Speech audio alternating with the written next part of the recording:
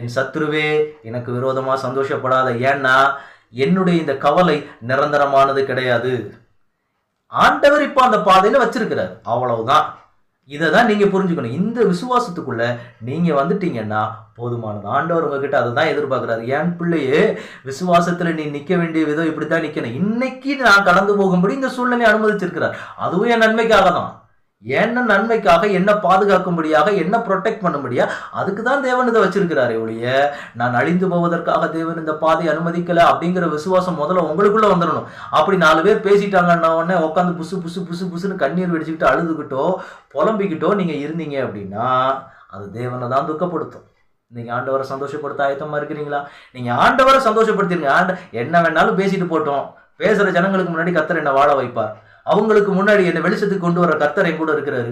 எனக்கு ஒரு விதமா அவங்க சந்தோஷப்படுற, நான் விழுந்தாலும் பரவாயில்ல, என் கர்த்தர் எழுப்புவார். இப்படி நீங்க விசுவாச அறிக்கை மட்டும் பண்ணிட்டே இருங்க. எந்த சத்துரு உங்களுக்கு முன்னாடி வந்து நிக்குதுன்னு நானும் பாக்குறேன்.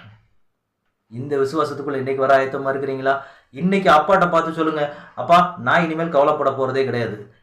நீங்க என் கூட இருக்கிறீங்க.